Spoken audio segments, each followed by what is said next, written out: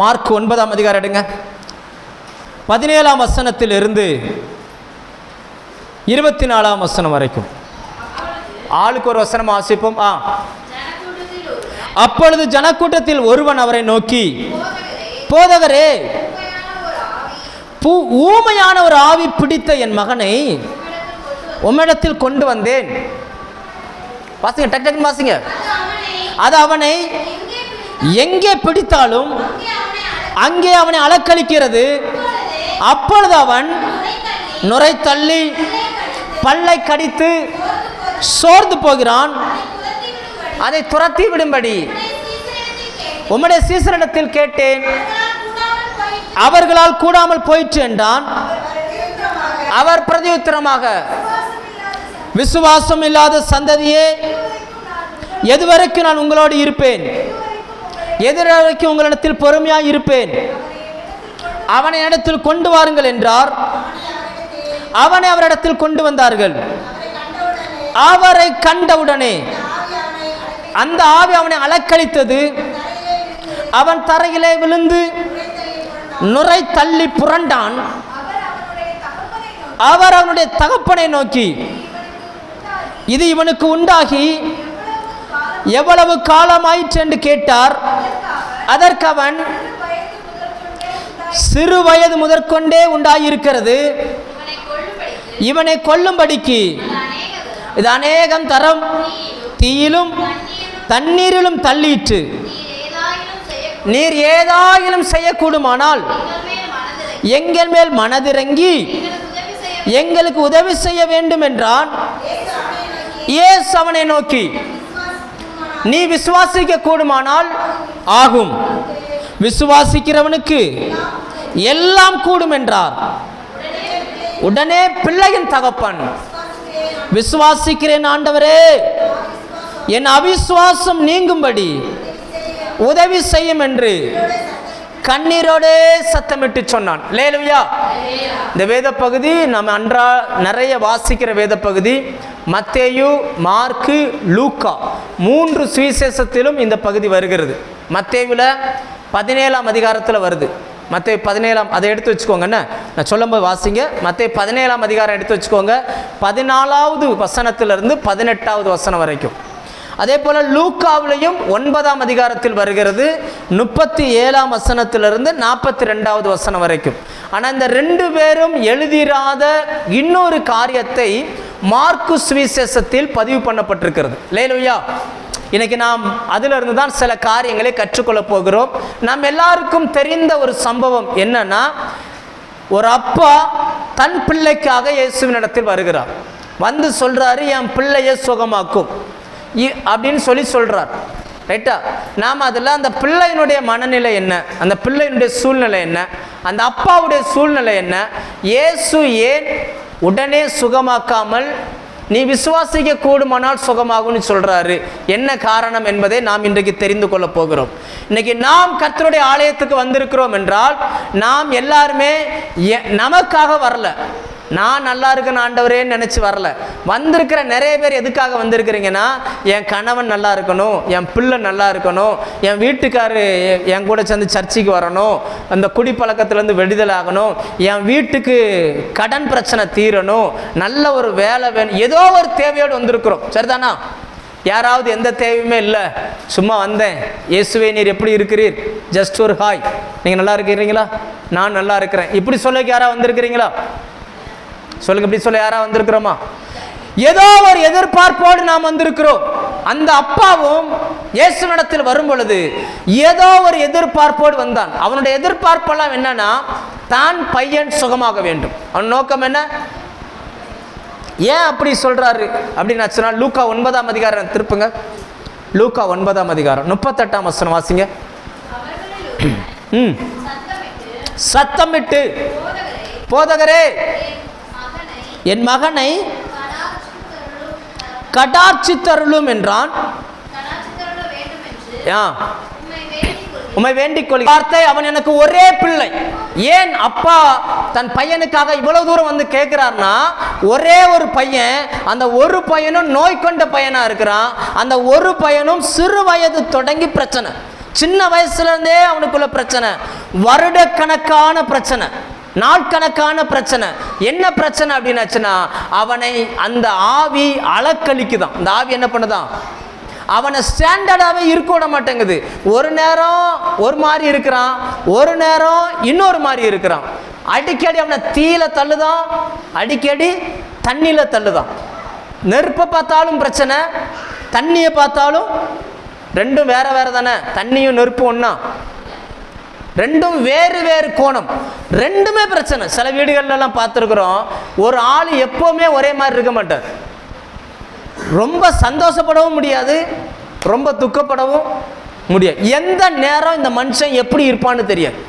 இப்படி அலக்களிக்கப்பட்ட என் வாழ்க்கையில் அலக்களிக்கப்பட்ட வாழ்க்கை இருக்குது.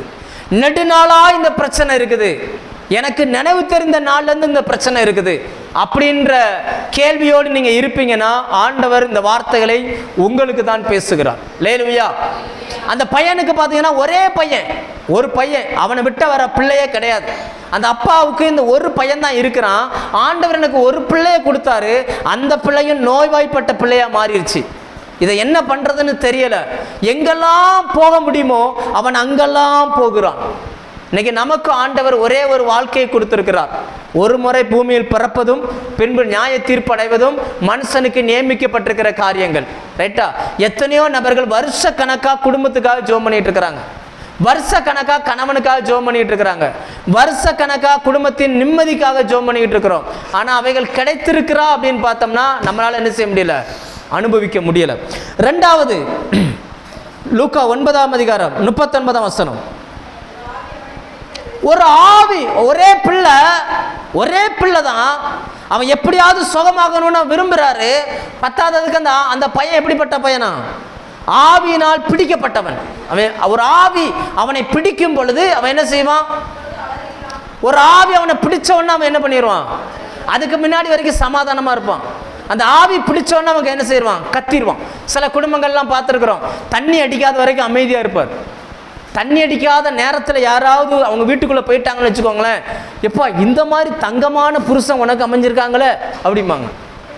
ஆனால் அந்த மனுஷன் தண்ணி அடிச்சுட்டு பார்த்துட்டாங்கன்னு வச்சுக்கோங்களேன், என்ன ஒரு மாதிரி பார்க்குறீங்க இல்லையோ, மனைவி மாதிரியே சொல்லுவாங்கங்க, என் வீட்டுக்காரர் தண்ணி அடிக்கலாம் தங்கம்ப்பா, என் வீட்டுக்காரர் மாதிரி நல்ல மனுஷன் பூமியில் யாரையுமே பார்க்க முடியாது. ஆனால் தண்ணி அடிச்சிட்டார்னா எந்த மனுஷனை விட்டு பேச முடியாது, யாருமே பேச முடியாது. ஒரு ஆவி அவனை பிடிக்குது, பிடிச்சவன அவன் என்ன செய்யறான், வசனம் என்ன சொல்றது, பிடித்தவுடன் அவனை அது அலக்களிக்குது, அலறுகிறான். அப்படிதானே போட்டிருக்கு, அலறுகிறான் போட்டிருக்கு, என்ன போட்டிருக்கு, அவன் அலறுகிறான். ஆவி பிடிக்காத வரைக்கும் அமைதியாக உட்காந்துருக்கிறான், ஆவி பிடிச்சோன்னு என்ன பண்ணிடுறான். ஆமாம், நமக்கு புரிகிற மாதிரி சொன்னான், அரசாங்க டானி குடிக்கிற வரைக்கும் அமைதியாக இருக்கிறான், அரசாங்க டானி குடித்த உடனே அலறான், டமால் டமால் டமால் டமால் அப்படின்னு. அதுக்கு முன்னாடி வரைக்கும் இப்படி ஒரு மனுஷன் வீட்டில் இருக்கானாப்பா அப்படின்னு நினைச்ச வேண்டியிருக்கு, தேடி பார்க்க வேண்டியிருக்கு. தங்கமான பையன். அந்த தண்ணி அடிக்காத நேரத்தில் அவனோட அந்த ஆளோட பழகிட்டாங்கன்னா அவங்க என்ன தெரியுமா நினச்சிக்கிடுவாங்க, தங்கமான பையன், இவத்தான் பேசி பேசி அவனை காடை பண்ணுறான் அப்படின்னு நினச்சிக்கிடுவாங்க. ஆனால் தண்ணி அடித்த பிறகு அந்த மனுஷன் பேசுறது யாருக்கு என்ன செய்யாது, அவன் தானாவது செய்யலை. நீங்கள் அவன்கிட்ட கேட்டு பாருங்க, அவங்க சொல்லுவாங்க, பிடிக்கிறது, பிடிச்ச உடனே அலறுகிறான் அவன். ஒரே பையன் எப்படியாவது சுகமாக்கப்பட வேண்டும். ஏன்னா இவனுடைய ஆயுசுக்கு அப்புறம் இவனுடைய பேரை சொல்றதுக்கும் இவனுடைய வாழ்க்கையை சொல்றதுக்கும் ஒரு அடையாளம் அந்த பையன். பிள்ளைகள் என்பது நமக்கு கர்த்தர் தந்திருக்கிறது சுதந்திரம், சரிதானா? மூணாவது, மார்க் 9:22 வாசிங்க. மார்க்கு, அவனை கொல்லும்படிக்கு அது அநேகம் தரம் தீயிலும் தண்ணீரிலும் தள்ளிற்று. நீர் ஏதாயிலும் செய்யக்கூடுமானால் மனது இறங்கும். நல்லா கவனிச்சுக்கோங்க, எதிர் வல்லமையினால் தாக்கப்பட்டிருக்கிறவன். நல்லா புரிஞ்சுக்கோங்க, அது அவனை ஆவி பிடிக்குமா, அதை அலக்களிக்குமா, அலக்களிச்சுன்னா என்ன பண்ணுன்னா, ஒரு பக்கம் நெருப்பில் தள்ளுமா, இன்னொரு பக்கம் தண்ணியில் தள்ளுமா. ரெண்டுமே ஒன்னோட ஒன்று சேராது, நெருப்பும் தண்ணியும் ஒத்துமையாக இருக்காது. ஆனால் இது ரெண்டுலையுமே என்ன செஞ்சிடும், தள்ளி விட்டுரும், கொண்டு போய் தள்ளி விட்டுரும். எப்படி ஆகிலும் இவன் உயிரோடு அது போராடி கொண்டிருக்கிறது. குடிக்கிற எல்லாருக்குமே தெரியும், பாட்டில் எழுதியிருப்பாங்க, மது வீட்டுக்கும். ஆமாம், இவருக்கும் தெரியும் இது கேடுன்னு, அவருக்கும் தெரியும். தெரிஞ்சே தான் குடிப்பார். குடிக்கும்போது தான் இவர் பூமியிலேருந்து 4 அடிக்கு மேலே வந்துடுவார். இப்போ பார்த்தீங்கன்னா எல்லாரை விட இவர் எப்படி இருப்பார்? மிகுந்த உயரமாக இருப்பார். இல்லை, நான் சொல்கிறத கேளுங்களேன், இப்படி இருப்பார் ஆள். ஆனால் இவர் என்ன சொல்வார்? நான் சொல்கிறத கேளுங்களேன் அப்படின்பார். எதிரெதிர் வல்லமைகளால் தாக்கப்பட்டிருக்கிற மனுஷன். சிலர்லாம் பார்த்துருக்கீங்களா? தண்ணி அடித்தா ஏன் அழுகிறான்னு தெரியாது, ஏன் சிரிக்கிறான்னு தெரியாது. பார்த்துருக்கீங்களா? இப்போ ஒரு ஆவி பிடிக்கிறது, நல்லா கவனிங்க. ஒரே பையன், 2வது ஆவியினால் பிடிக்கப்பட்டவன். அது அவன் ஆவி பிடிச்சா அலறுவான், மற்ற நேரம் அமைதியாக இருப்பான். 3வது பார்த்தீங்கன்னு சொன்னால் எதிரெதிர் வல்லமைகளால் தாக்கப்படுகிறான். ஏன் சிரிக்கிறான்னு தெரியாது, ஏன் அழுகிறான்னு தெரியாது. பசிக்கின்னு சோறு போடுங்க பாரு, சோறு போட்ட பிறகு சோறு வேணாம் பாரு. நீ தானப்பா சோறு கேட்ட, நான் அப்போ கேட்டேன், இப்போ வேண்டாம். ரைட்டா? இந்த மாதிரி சில ஒரு ஆவியின் போராட்டம். நான் தண்ணி அடிக்கலை, எனக்கு இதை பற்றியெல்லாம் தெரியாது. இருந்தாலும் நம்ம சொல்கிறேன், ஒரு கெஸ்ட்டில் சொல்கிறேன். சரியாக இருக்கலாம், தப்பாக இருக்கலாம், எப்படி வேணால். நான் ஏன் இதை சொல்கிறேன்னா, நம்ம சகோதரிமார் நிறைய பேர் இதில் பாதிக்கப்பட்டிருக்கிறீங்க. உங்கள் எல்லாருடைய ஜெபமும் எப்படி இருக்குன்னா, அந்த அப்பா ஜெபிச்சது போல் நீங்கள் ஜெபிக்கிறீங்க. ஆண்டவரே, ஏதாவது என் மேலே கொஞ்சம் இறக்கம் காட்டுங்க, இவனை எப்படியாவது சுகமாக்குங்க, இவரை எப்படியாவது என்ன செஞ்சிருங்க, குடிப்பழக்கத்தில் விடுதலை ஆக்குங்க, எப்படியாகிலும் இந்த பழக்கத்திலேருந்து அவரை காப்பாற்றுங்க அப்படின்னு சொல்லி நம்ம என்ன பண்ணுகிறோம்? ஜெபிக்கிறோம். சரி, இது அந்த பையனுடைய சூழ்நிலை. இந்த அப்பா சூழ்நிலை எப்படி? இந்த அப்பா சூழ்நிலை தான் நம்ம இருக்கிறோம். வாசிங்க மத்தேயு 17:14. நம்ம எப்படி இருக்கோம் பாருங்க. மத்தேயு 17ஆம் அதிகாரம் 14வது வசனம். ஜனங்களிடத்தில் வந்தபோது ஒரு மனுஷன் அவரிடத்தில் வந்து அவர் முன்பாக முழங்கால் படியிட்டு, ஆண்டவரே, என் மகனுக்கு இறங்கும். இப்போ விஷயம் என்னன்னா, நீங்களும் நானும் ஆண்டவரிடம் வந்திருக்கிறோம். ஆனால் நம்மை பார்க்கிறோம் அவன் நல்லவன். ஏன்னா வசனம் சொல்லுகிறது, திரளான ஜனங்கள் இயேசுவை சுற்றி நிற்கிறாங்க. ஆண்டவர்கிட்ட வந்தவன் ஃபர்ஸ்ட் அவன் என்ன செஞ்சான்னு பைபிள் போட்டிருக்கு. என்ன பண்ணா? பத்தியுமே அவன் கவலைப்படலை. டக்குன்னு முழங்கால் போட்டான் இயேசுக்கு முன்னாடி. முழங்கால் போட்டுட்டு அதுக்கப்புறம் தான் பேச ஆரம்பிக்கிறான். ரைட்டா? அப்போ எப்படி முழங்கால் போடுவது என்பது தேவனுக்கு முன்னாடி நம்மை தாழ்த்துகிறதுக்கு அடையாளம். எதுக்கு அடையாளம்?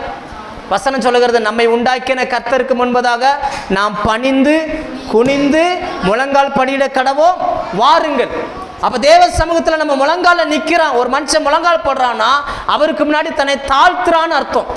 ரைட்டா? முடியாதவங்களுக்கு பிரச்சனை இல்லை, நான் சொல்கிறது முடியாதவங்களுக்கு சொல்லலை. அந்த அப்பாவுக்கு பக்தி இருந்துச்சு. அந்த அப்பாவுக்கு என்ன இருந்துச்சு? தாழ்மை இருந்துச்சு. எப்படி கேட்டு தேவனிடத்துல வாங்கணும்னு தெரிஞ்சிருந்துச்சு. இன்னைக்கு நமக்கும் பக்தி இருக்குது, தாழ்மை இருக்குது, கேட்டு வாங்க தெரிஞ்சிருக்குது. அடுத்து அந்த அப்பாவை பற்றி இன்னொரு விஷயம். 9:17 மார்க் 9:17. ஜனக்கூட்டத்தில் ஒருவன் அவரை நோக்கி, போதகரே, நல்லா கவனிங்க, இயேசு சொல்லல இந்த வார்த்தையை, அந்த அப்பா சொல்றாரு, போதகரே, ஊமையான ஒரு ஆவி பிடித்த என் மகனை. இப்போ இந்த என் பையனுடைய பிரச்சனைக்கெல்லாம் காரணம் என் பையன் கிடையாது. யார் காரணம்? ஊமையான ஒரு ஆவி காரணம்னு சொல்றாரு இவர். ரைட்டா? அப்போ பிரச்சனைக்கான காரணமா அந்த அப்பாவுக்கு தெரியும். ஏன் இவன் இப்படி இருக்கான்றது என்ன செய்யுது? யார் சொல்லியிருப்பா? இப்படி யோசிங்க. இப்போ உங்கள் வீட்டில் பிரச்சனை தரக்கூடிய ஒரு நபர் இருக்கிறார். நீங்கள் ஆண்டவர்கிட்ட ஜெபம் பண்ணுறீங்க. என்ன சொல்லி ஜெபம் பண்ணுறீங்க? ஆண்டவரே, ஒரு ஆவி அவரை குடிக்க வைக்குது ஆண்டவரே, ஒரு ஆவி அவரை கெட்டவாய் பேச வைக்குது ஆண்டவரே, ஒரு ஆவி என்னை அடிக்க வைக்குது ஆண்டவரே. இப்படி ஜெபம் பண்ணுறீங்களா? என் வீட்டுக்காரர் குடிச்சிட்டே வராரு, என்னைக்கு மனம் திரும்புவார்னு ஜெபிக்கிறீங்களா? நான் சொல்கிறத கவனிங்க. எப்படி ஜெபம் பண்ணுறீங்க? உங்கள் வாயின் வார்த்தை எப்படி இருக்குது? ஆவியின் பிரச்சனைனால தான் பிரச்சனைன்னு கண்டுபிடிக்கிறோமா, இல்லைன்னா ஆவியை விட்டுட்டு மனுஷன்தான் பிரச்சனைன்னு பார்க்குறோமா? நம்ம மனுஷன்தான் பிரச்சனைன்னு பார்க்குறோம். என் மாமியா என்னை திட்டுறா. இப்போ யார் எங்கே போகுது பிரச்சனை? யாருக்கு போகுது? மாமியாவுக்கு போகுது. ஆனால் ஆக்சுவலாக உண்மை என்னன்னா, மாமியா பிரச்சனை இல்லை, பிரச்சனை யாருன்னா ஆவி மண்டலத்தில் பிரச்சனை. எபேசியர் 6ஆம் அதிகாரம் 10ஆம் வசனம் 11ஆம் வசனம் வாசிச்சு பாருங்க. நமக்கு மாம்சத்தோடு இரத்தத்தோடு மட்டுமல்ல, ஆவியின் வானமண்டலத்தில் உள்ள பொல்லாத ஆவியின் சேனைகளோடு நமக்கு யுத்தம் உண்டு. எத்தனத்தோடு மட்டுமல்ல, துரைத்தனங்களோடும் அல்ல, துரைத்தனங்களோடும் அதிகாரங்களோடும் இந்த பிரபஞ்சத்தின் அந்தகார லோகாதிபதிகளோடும் வானமண்டலத்தில் உள்ள பொல்லாத ஆவியின் சேனைகளோடும் இவ்வளவு நமக்கு விரோதமாக நிற்குது. இவ்வளவு நிற்குது. அது பயன்படுத்துகிற அந்த மனுஷன்தான் உங்கள் மாமியாராக இருக்கலாம், உங்கள் கணவனாக இருக்கலாம், உங்கள் பிள்ளையாக இருக்கலாம், இல்லை உங்கள் மனைவியாக இருக்கலாம். யாரையுமே மனுஷிகத்தில் பார்க்கல. அந்த அப்பா சரியாக கண்டுபிடிக்கிறார் பாருங்க.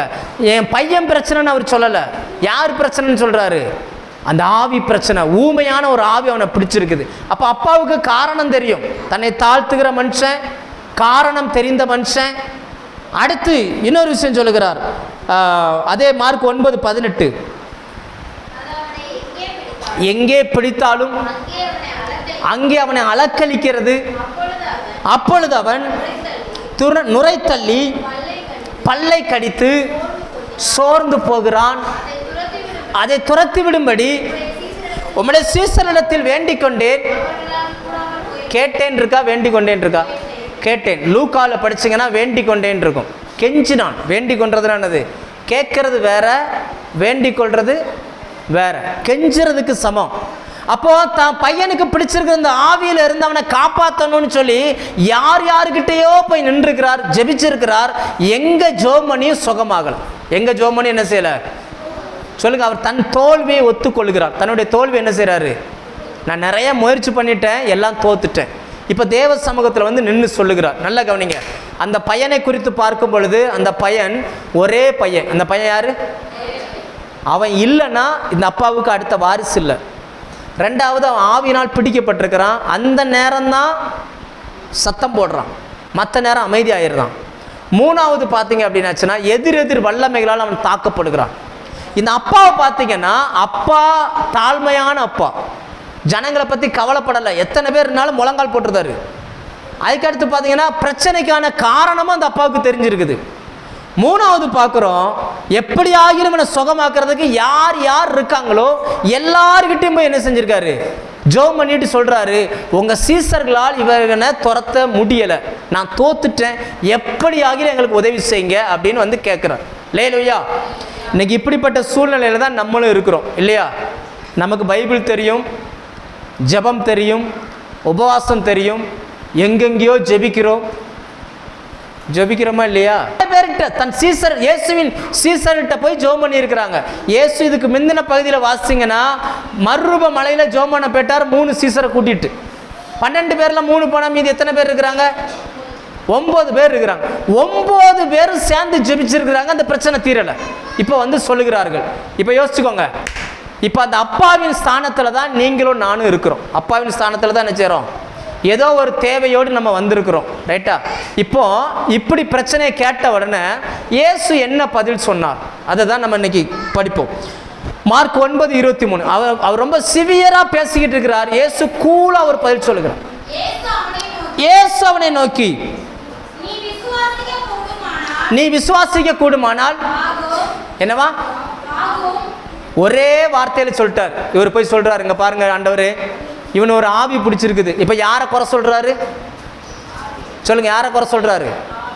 சீசர்கிட்ட ஜெபம் பண்ண அவங்களால துரத்த முடியல. இப்ப யாரை குறை சொல்றாரு? நான் சொல்றது புரியுதா? இதுல முக்கியமாக கவனிக்க வேண்டிய பிரச்சனை என்னன்னா, இந்த அப்பா தான் நீதிமான் என்றும் தன் பிள்ளையின் பிரச்சனைக்கு காரணம் ஆவி என்றும் அவனை துரத்திவிட முடியாமல் போனதுக்கு காரணம் இயேசுவின் சீசர்கள் என்றும் இவர் மைண்ட் செட்டில் வச்சுக்கிட்டு இருக்கிறார். நம்ம சில நேரங்கள் நினைக்கிறோம், எத்தனையோ முறை பாஸ்டரை கூப்பிட்டு ஜெபம் பண்ணியாச்சு, பிரச்சனை தீரலை. எத்தனையோ முறை அந்த ஜெபம் பண்ணுற அண்ணன்ட்ட சொல்லி ஜெபம் பண்ணியாச்சு. எத்தனையோ முறை அந்த ஜெபமலையில் போய் ஜெபம் பண்ணியாச்சு. எத்தனையோ முறை லெட்டர் எழுதியாச்சு. எத்தனையோ முறை உபவாசம் பண்ணி ஜெபம் பண்ணியாச்சு. எத்தனையோ முறை நான் ஏதோ பண்ணிட்டேன், இந்த ஆவி விடவே மாட்டேங்குது, என் குடும்பத்தை போட்டு பாடாப்படுத்துது அப்படின்னு சொல்லி நாம் சொல்வதற்கு நமக்கு நிறைய காரணங்கள் இருக்குது.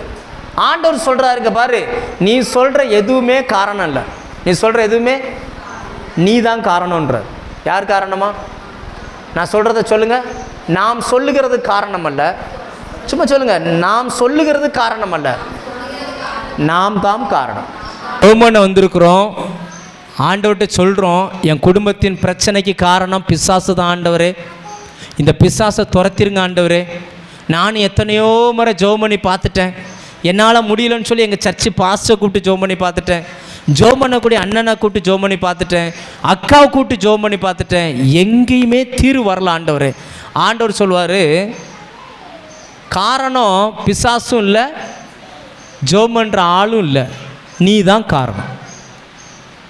நீ விசுவாசிக்க கூடுமானால் ஆகுன்ட்டார். நீ விசுவாசிக்க கூடுமானால். இவர் போய் என்ன செய்கிறார்னா, அந்த முந்தின வசனம் வாசிங்க, அவன் எப்படி சொல்லி ஜெபிக்கிறான் பாருங்க. 22.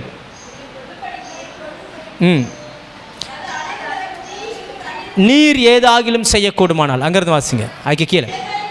ஆண்டவரே எல்லாம் முயற்சி பண்ணிட்டேன், நீங்களாவது ஏதாவது செய்யக்கூடுமானால், உங்களால் ஏதாவது செய்ய முடியும்னா ஃபர்ஸ்ட் எங்கள் மேலே இறக்கம் வைங்க. என்னவா? எங்கள் மேலே கொஞ்சம் இறக்கம் காட்டுங்க ஆண்டவரே. சில நேரம் நம்ம சொல்கிறோம்ல, ஆண்டவரே கொஞ்சம் இறக்கம் காட்டுங்க, என் வீட்டு பிரச்சனை பயங்கரமாக போய்கிட்டு இருக்கு, கடன் பிரச்சனை பயங்கரமாக போய்கிட்டு இருக்கு, கொஞ்சம் இறக்கம் காட்டுங்க. எங்கள் மேலே மனது இறங்கி, வாசிங்க, மனது இறங்கி எங்களுக்கு உதவி செய்யுங்க. போய் இப்போ ஆண்டவரை நீர் ஏதாவது உதவி செய்யுங்க. அவர் சொல்கிறாரு, கூலாக பதில் சொல்கிறாரு, நான் உனக்கு எதுவுமே செய்ய முடியாது, நீ விசுவாசித்தால் அவ்வளோதான். அப்படின்னா நம்ம வீட்டில் நடக்கிற பிரச்சனைகளுக்கும் நம்முடைய விசுவாசத்துக்கும் எங்கேயோ தொடர்பு இருக்குது. ரைட்டா? சொல்லுங்கள். நம்ம நம்ம நம்ம நம்ம குடும்பத்தில் நடக்கிற பிரச்சனைக்கும் நம்முடைய விசுவாசத்துக்கும் ஏதோ ஒரு விதத்தில் என்ன இருக்குது? சொல்லுங்கள். ஏதோ ஒரு விதத்தில் தொடர்பு இருக்குது. அது சரியானா இது என்னவாயிரும்? சொல்லுங்கள். அது சரியானா இது சரியாயிரும். அப்போது சரி பண்ண வேண்டியது வீட்டுக்காரரையா நம்மளையா? சொல்லுங்கள். யாரை சரி பண்ணணும்? சொல்லுங்க. கடன்னா சரி பண்ண வேண்டியது வீட்டு சூழ்நிலையவா நம்முடைய விசுவாசத்தையா? சொல்லுங்க. எதை சரி பண்ணணும்? நம்முடைய. ஏன்னா ஆண்டவர் சொன்னார், கர்த்தராகிய இயேசு கிறிஸ்துவை நீ விசுவாசி, அப்பொழுது நீயும் உன் வீட்டாரும். சொன்னவர் சொல் தவற மாட்டார். இப்போ நம்ம குடும்பத்தில் சில காரியங்கள் இப்படி வச்சுக்கிடுவோமே. நான் காலையில் இதை தியானிக்கும் போது ஆண்டவர் எனக்கு சொல்லி கொடுத்தது என்னென்னா, ஆண்டவரே நான் நிறைய பிரசங்கம் பண்ணுறேன், சபை மக்கள் மத்தியில் அது எடுபடவே மாட்டேங்குது, அவங்க அதை அந்நிய காரியமாக திங்க் பண்ணுறாங்க போல இருக்குது. இந்த வார்த்தை இங்கேருந்து போனால் சிலர்கிட்ட போய் செவுத்தில் எரிஞ்ச பந்து போல் திரும்பி இங்கே வந்துடுது. சிலருடைய இருதயத்துக்குள்ளே தான் உள்ளே விழுகுது, சிலருடைய இருதயத்துக்குள்ளே இந்த வார்த்தை போகவே மாட்டேங்குது. அப்படின்னு சொன்ன உடனே ஆண்டவர் இந்த வசனத்தை காட்டுறார். பிரச்சனை அங்கே இல்லை, பிரச்சனை எங்கே தான் இருக்குது? சொல்லுங்கள். பிரச்சனை எங்கே இருக்குது? யார் ஜெபம் பண்ணுகிறானோ அங்கே இருக்குது. அவர் சொல்லுகிறார், நீ விசுவாசிக்க கூடுமானால் ஆகும் அப்படின்ட்டார். அல்லேலூயா. அப்போ நம்முடைய குடும்பம் மாறுவதற்கும் நம்முடைய விசுவாசத்திற்கும் ஒரு நெருங்கின தொடர்பு இருக்குது. அல்லேலூயா. அதை மட்டும்தான் நம்ம இன்னைக்கு வேகமாக பார்க்க போகிறோம். எப்படி சரிப்படுத்துவது, எப்படி இந்த விசுவாசத்தை நம்ம வாழ்க்கையில் வேலை செய்ய வைப்பது. இது என்ன செய்யணும்? கவனிங்க. என்ன செய்யணும்? வேலை செய்வ. வெறுமனே பேப்பரில் படிச்சுக்கிட்டு இருந்தால் பத்தாது. இது எழுதப்பட்ட பேப்பரில் இருக்குது. இதை படிச்சுக்கிட்டே இருந்தால் ஏதாவது நடக்குமா? இப்போ உங்களுக்கு புரிகிற மாதிரி சொன்னால், இப்போ பிரெட் அல்வா செய்வது எப்படி? பிரெட்டை வாங்கி அதை ஃப்ரைட் பண்ணி அதை நொறுக்கி அப்புறம் டால்டா கொதிக்க வச்சு இதை போட்டு சீனியை போட்டு அதை போட்டு இதை போட்டு இப்படி எழுதியிருக்கிறத பார்த்துக்கிட்டே இருந்தால் அல்வா வந்துடுமா? அது என்ன செய்யணும்? செய்யறதுக்கு ப்ராக்டிஸ் பண்ணணும். இப்போ எழுதப்பட்டிருக்கிற வார்த்தை சொல்லுகிறது, நீ விசுவாசித்தால் நடக்கும்னு சொல்லியிருக்கு. அப்போ அதை எப்படின்னு நம்ம என்ன செய்ய போகிறோம்? இப்போ கண்டுபிடிக்க போகிறோம். கண்டுபிடிச்சிட்டு முடிஞ்சோடனே வீட்டுக்கு போய் பைபிளை மடக்கி வீட்டில் வச்சிடக்கூடாது. நீங்கள் ப்ராக்டிஸ் பண்ணணும். நீங்கள் அதை என்ன செய்யணும்?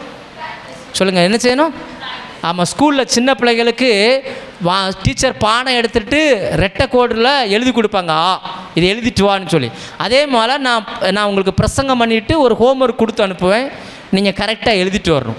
நீங்கள் கரெக்டாக ஃபாலோ பண்ணிட்டீங்கன்னா, இன்றைக்கி இது எத்தனாவது மாதம்? இது 4வது மாதம். இன்னும் ஒரு 3 மாதத்தில் உங்கள் பக்கத்தில் உங்கள் வீட்டுக்காரங்க உட்காந்துருப்பார். என்ன ஒரு ஆமேன் அவங்க வீட்டுக்காரர் வந்துடுவார்.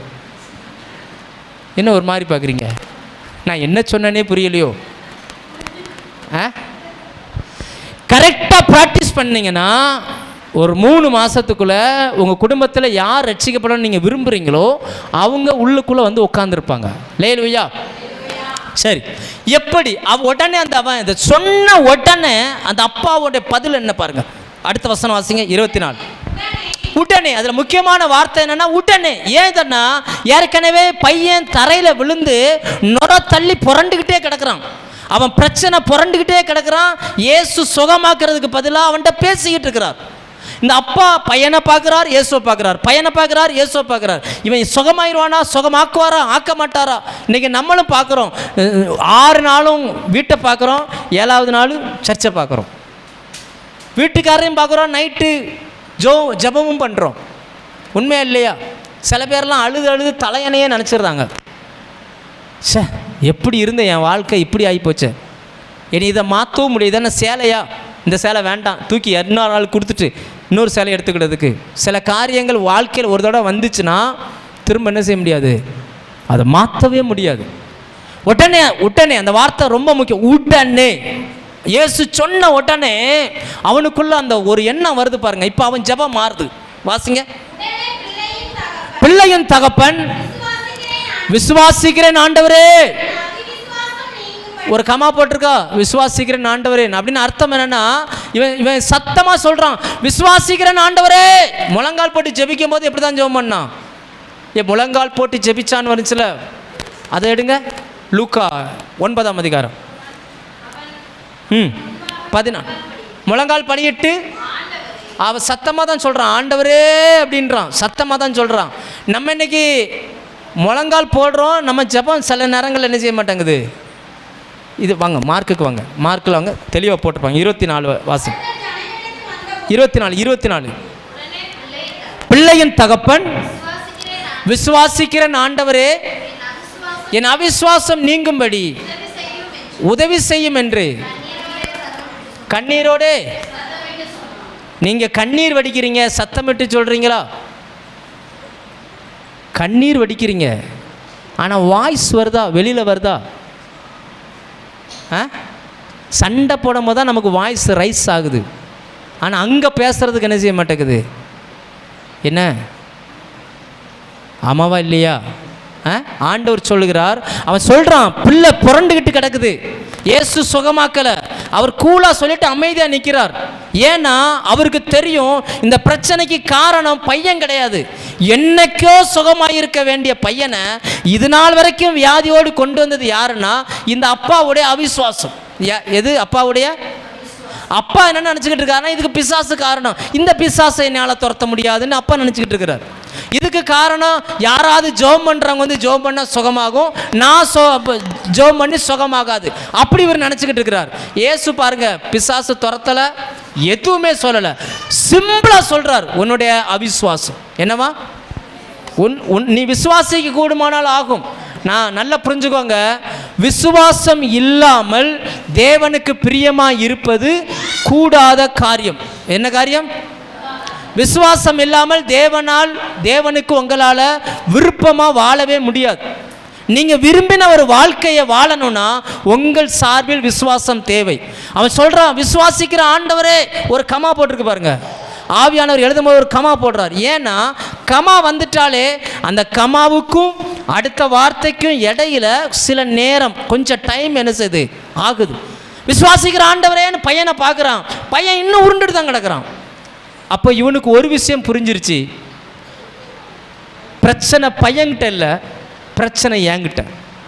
அதனால தான் அவன் சொல்கிறான், என் அவிசுவாசம் நீங்கும்படி எனக்கு உதவி செய்யும். முதல்ல அப்பா பையனுக்கு உதவி கேட்டார், இப்போ யாருக்கு உதவி கேட்குறாரு?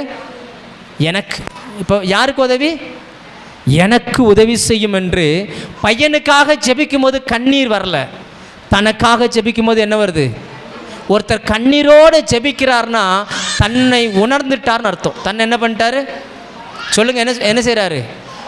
சிலருடைய ஜெபமெல்லாம் பாருங்க, உப்பு சப்புல்லாத ஜெபமாக இருக்கும், ஒரு உணர்ச்சியுமே இருக்க. சிலர் வைக்கிற குழம்புலாம் பார்த்துருக்கீங்களா? சிலர் வைக்கிற குழம்புல உப்பு இருக்காது, உரப்பு இருக்காது, புளியும் இருக்காது. அது என்னன்னே தெரியாது, கிடையாது.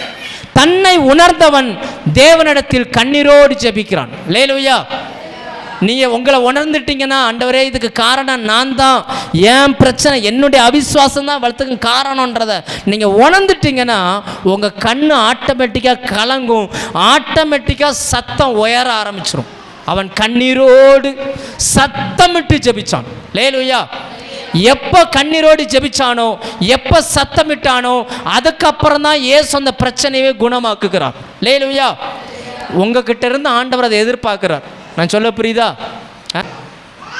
ஏன் அவனுக்குள் அவிசுவாசம் வந்தது? இன்னொரு வசனத்தை வாசிப்போம். மார்க் 6ஆம் அதிகாரம் 1:6. இந்த 2 வசனத்தை வாசிங்க. மார்க் 6ஆம் அதிகாரம் 1ஆம் வசனமும் 6ஆம் வசனமும். இயேசு அந்த இடத்தை விட்டு புறப்பட்டு தாம் வளர்ந்த ஊருக்கு வந்தார். அவருடைய சீஷரும் அவரோடு கூட வந்தார்கள். ஓய்வு நாளான போது, அவருடைய சொந்த ஊரு, அவர் வளர்ந்த ஊரு, ஓய்வு நாளான போது அவருடைய ஜெப ஆலயத்தில் உபதேசம் பண்ண தொடங்கினார். அநேகர் கேட்டு, 6ஆம் வசனத்துக்கு வந்துருங்க. இயேசு பேசுகிற அந்த வார்த்தைகளை நிறைய பேர் கேட்டாங்க. 6ஆம் வசனத்துக்கு வாங்க. அவர்களுடைய அவிசுவாசத்தை குறித்து ஆச்சரியப்பட்டு. ஏன் ஆச்சரியப்பட்டார் சொல்லுங்க? ஏன் இயேசு ஆச்சரியப்பட வச்சது எது? அவர்களுடைய அவிசுவாசம். அத்தனை பேரும் மாம்சத்தின்படி வசனத்தை கேட்டாங்க, உட்கார்ந்து இருக்கிறாங்க. இயேசுவே பிரசங்கம் பண்ணுறாரு. இயேசு பண்ணின பிரசங்கமே அங்கே வேலை செய்யலை. அவங்க அத்தனை பேரும் அவிசுவாசத்தில் உட்காந்துருக்கிறாங்க. ஏன் அவிசுவாசத்தில் உட்காந்துருக்கிறாங்கன்னா, நம்ம வாசித்த அந்த பகுதியில் 3வது 4வது வசனத்தை வாசிச்சிங்கன்னா, அவங்க அத்தனை பேரும் பிரசங்கத்தை கேட்கல, பிரசங்கித்த ஆளுடைய தனிப்பட்ட வாழ்க்கையை பார்க்குறாங்க.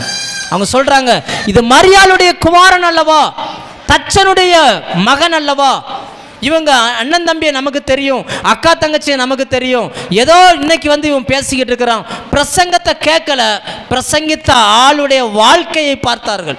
அல்லேலூயா. அப்படி தானே போட்டிருக்கு. இன்னைக்கு நீங்கள் பிரசங்கத்தை கேட்குறீங்களா, பிரசங்கிக்கிற ஆளை பார்க்குறீங்களா? சொல்லுங்க. பேசப்படுகிற வார்த்தையை மாம்சத்தின்படி ஏற்றுக்கொள்கிறீங்களா, ஆவியின்படி ஏற்றுக்கொள்கிறீங்களா? எப்படி ஏற்றுக்கொள்கிறீங்க? நான் உங்களுக்கு பிரசங்கிக்கிற வசனம் மாம்சத்தின்படியான வார்த்தை அல்ல, அது ஆவியின்படியான வார்த்தை. அது என்ன வார்த்தை? ஒரு வசனத்தை வாசிப்போம். யோவான் 6:63 வாசிங்க. 6:63 கொஞ்சம் வேகமா. இயேசு சொன்னார், நான் உங்களுக்கு பிரசங்கிக்கிற வார்த்தைகள், நான் உங்களுக்கு சொல்லுகிற வார்த்தைகள் ஆவியே உயிர்ப்பிக்கிறது. நீங்கள் கேட்குற மாம்சத்துக்கான வார்த்தைனா எழுத்தின்படியான வார்த்தை தான். நான் இப்போ உங்களுக்கு சொல்லிக்கிட்டே இருக்கிறேன்.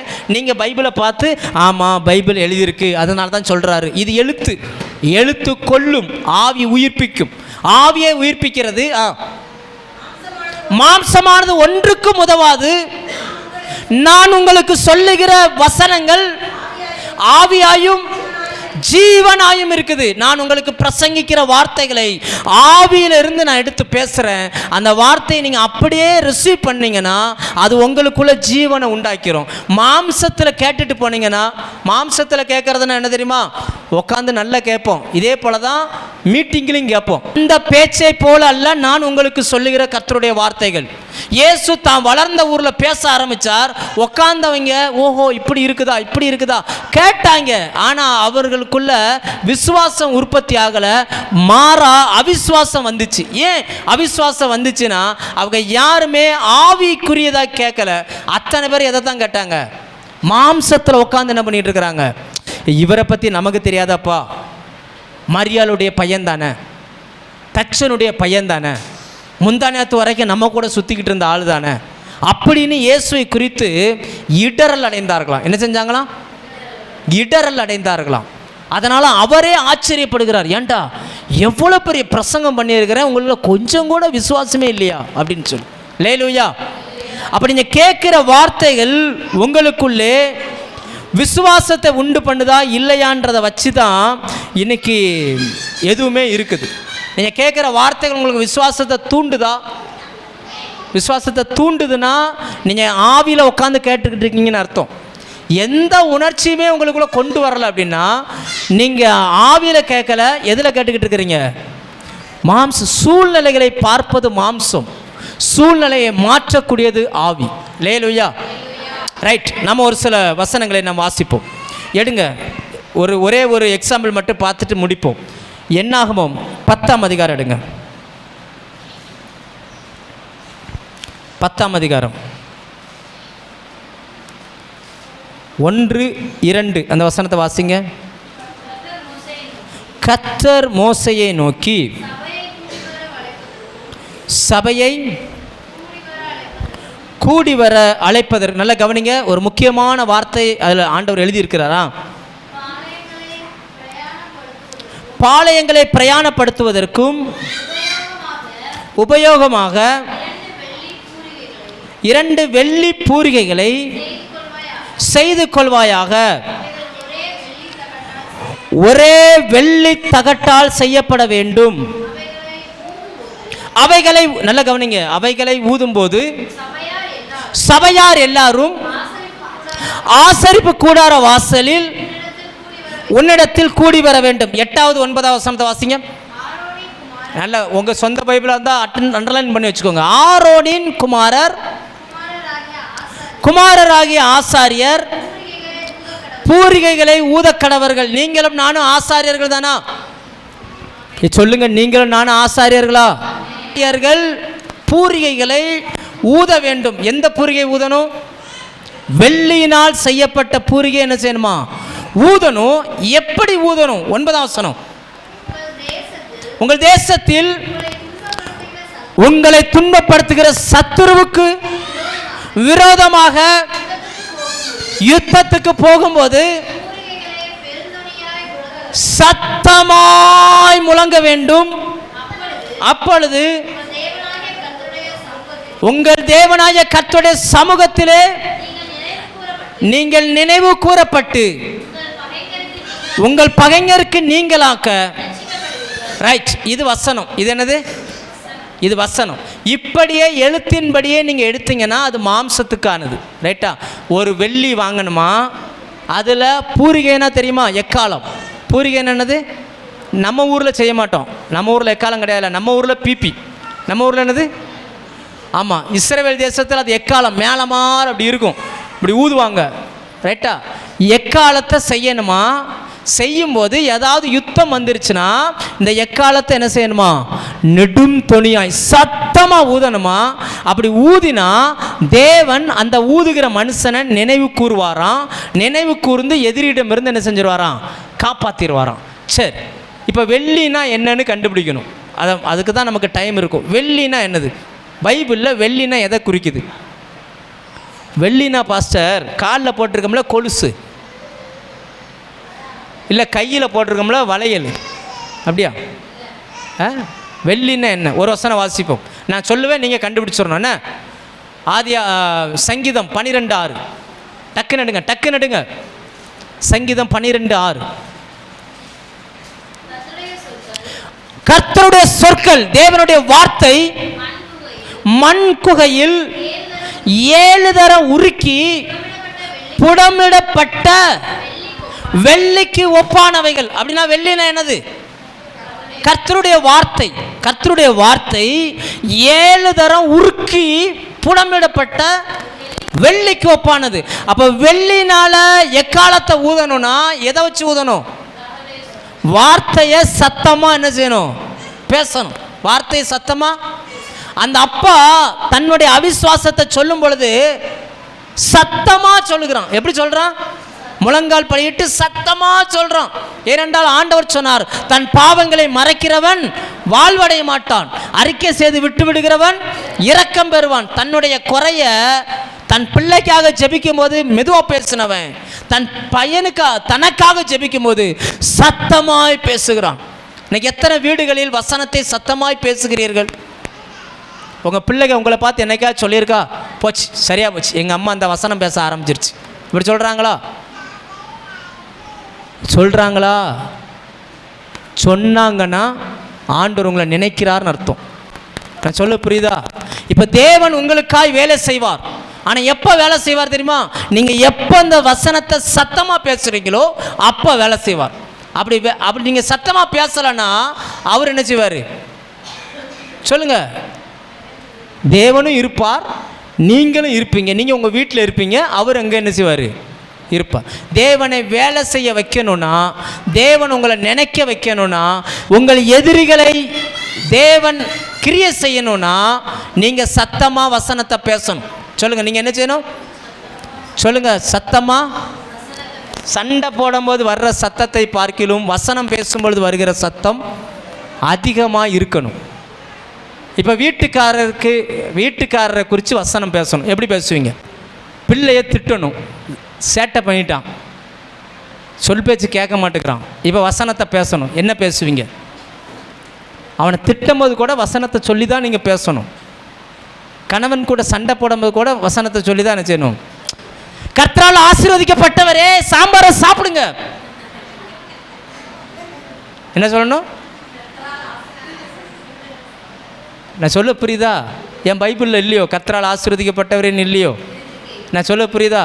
நீங்கள் என்ன பேசுகிறீங்களோ அது என்ன செஞ்சிடும்? குணசாலியுடைய புருஷனே சாம்பாரை சாப்பிடுங்க. என்ன சொல்லணும்?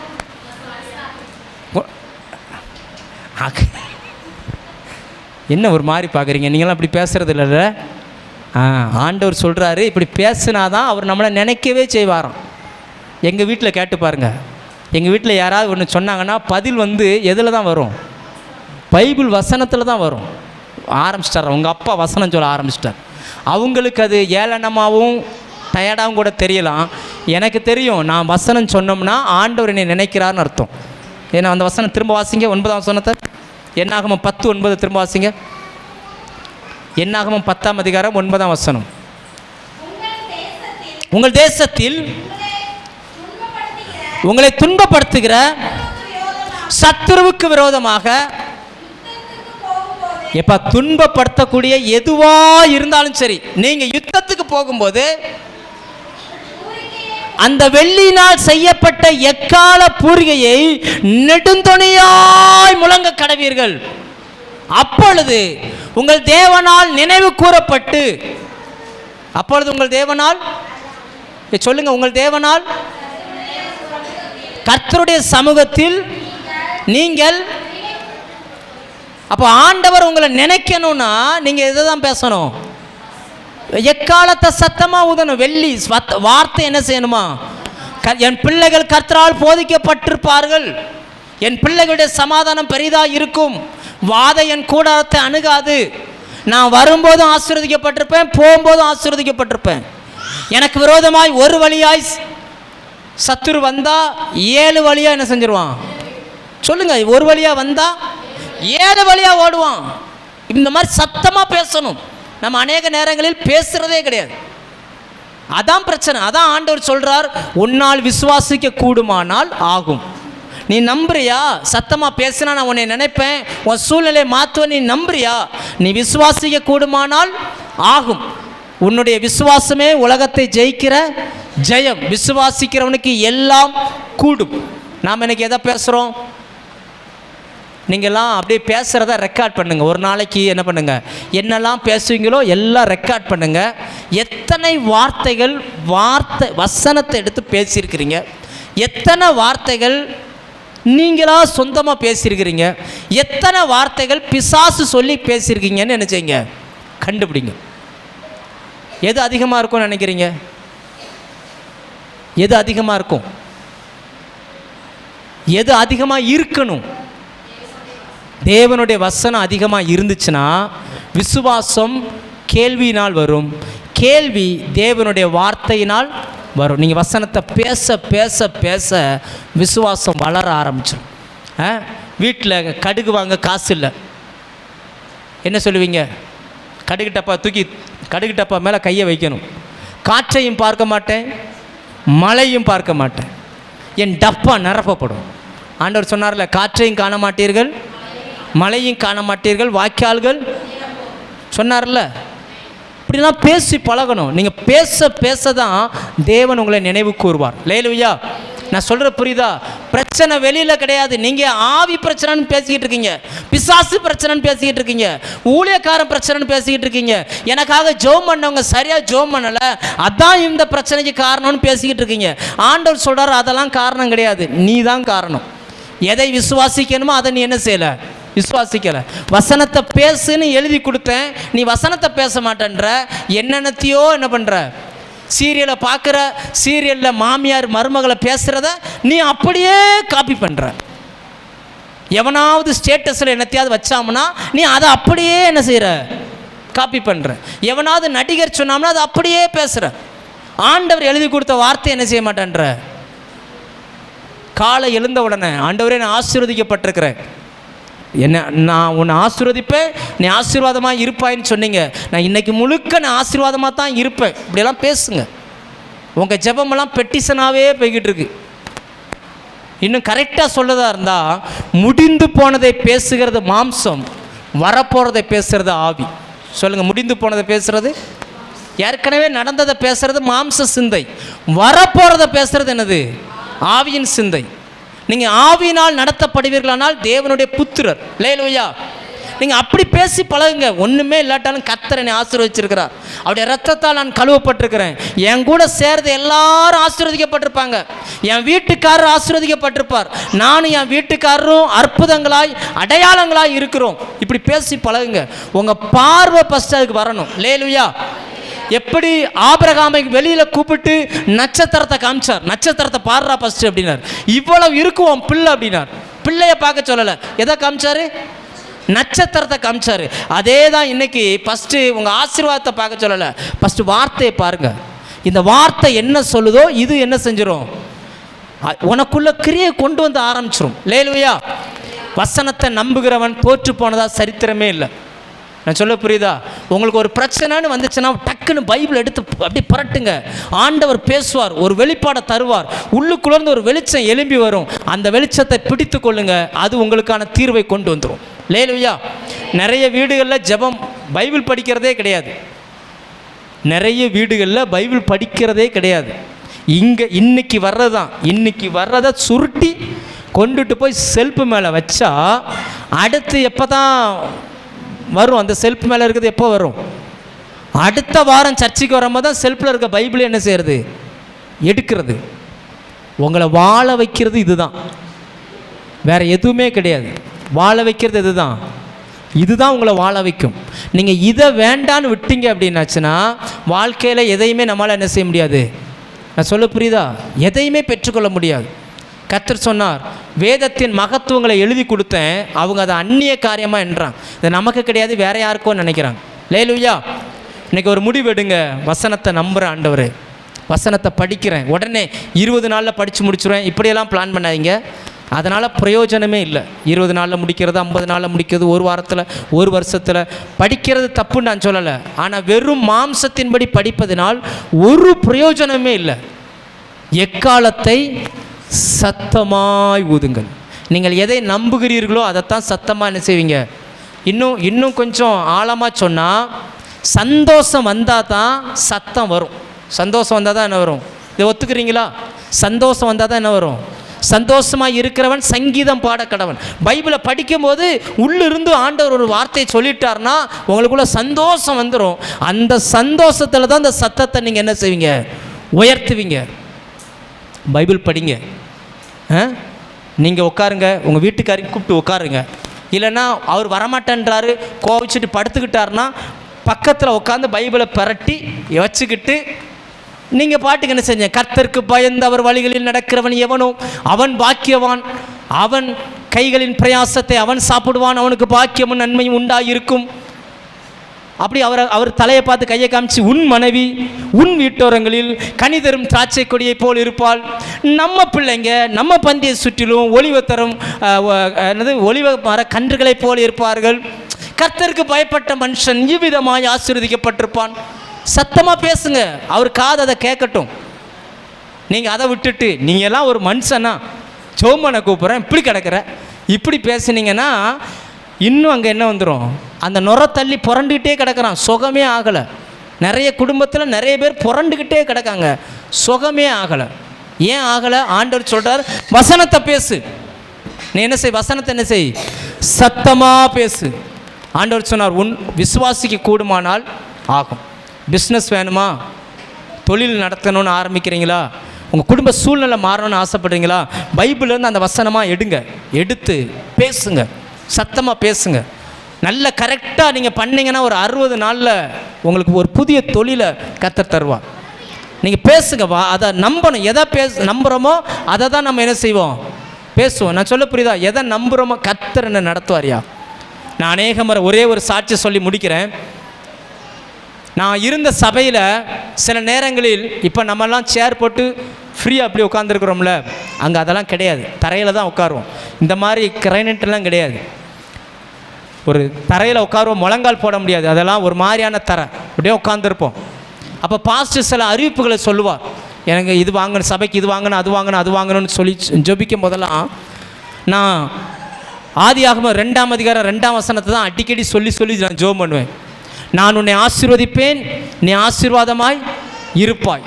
நான் அடிக்கடி சொல்லி ஜெபம் பண்ணுவேன், ஆண்டவரே நான் உன்னை ஆசீர்வதிப்பேன், நீ ஆசீர்வாதமாக இருப்பாய்ன்னு சொன்னீங்களே, என்ன ஆசீர்வதிங்க ஆண்டவரே, நான் ஆசீர்வாதமாக இருக்கிறேன், நான் வாங்கி கொடுக்குறேன், என் கையை பலப்படுத்துங்கன்னு சொல்லி அடிக்கடி சொல்லி அந்த வார்த்தைகளை சொல்லிக்கிட்டு இருந்தேன். இன்றைக்கி வருடங்கள் மாறி போச்சு. அநேகருக்கு கொடுக்குற இடத்துல நம்மளை கொண்டு வந்து நிப்பாட்டி இருக்கிறார். லேலூயா.